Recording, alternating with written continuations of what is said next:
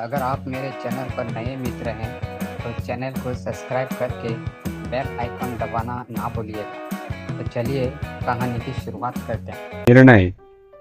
करण एक मध्यम वर्गीय परिवार से था, जहां परिवार की इच्छाएं अक्सर अपनी खुद की पर चाहतों से ऊपर रखी जाती है। माता पिता का सम्मान और उसके फैसले मानना ही उसकी जिंदगी का मूल सिद्धांत बन गया था। हालांकि करण की अपनी कुछ निजी भावनाएं भी थी।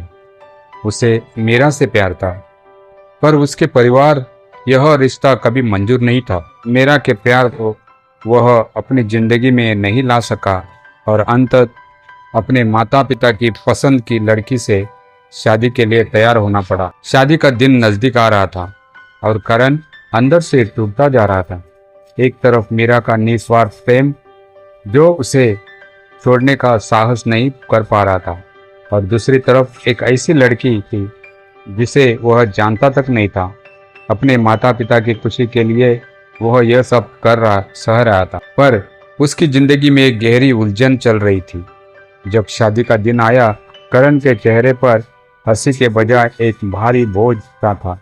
वह अपनी होने वाली पत्नी से ठीक से बात भी नहीं कर पा रहा था।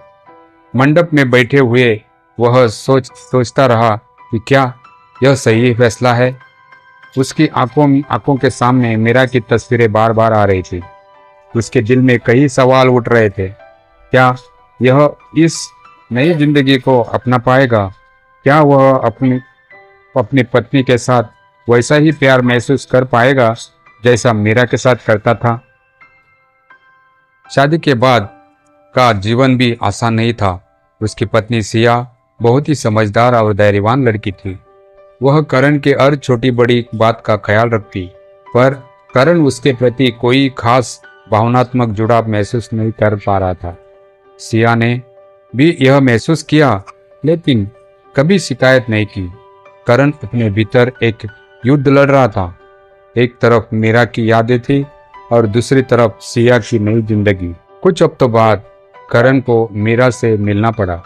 वह जानता था कि मीरा अभी भी उससे प्यार करती है और उससे इस शादी के बारे में सवाल पूछेगी। मीरा के सामने आना करण के लिए सबसे कठिन था।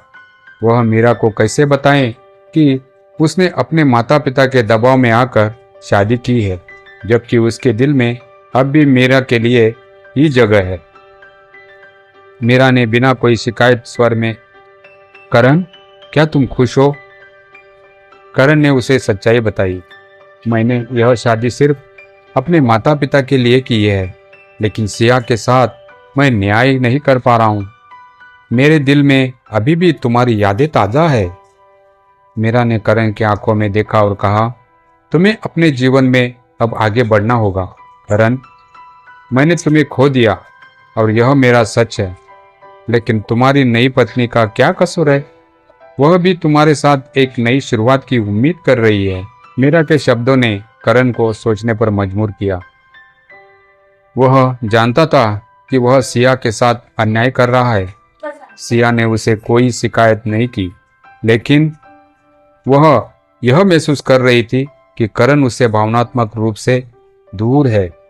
करण ने खुद से सवाल किया कि क्या वह सिया को एक मौका दे सकता है?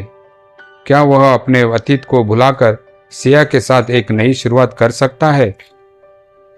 करण ने ठान लिया कि वह अपने अतीत को पीछे छोड़कर सिया के साथ नई जिंदगी की शुरुआत करेगा। उसने मीरा को अलविदा कहा और यह समझ लिया कि उसकी जिंदगी अब सिया के साथ जुड़ी है।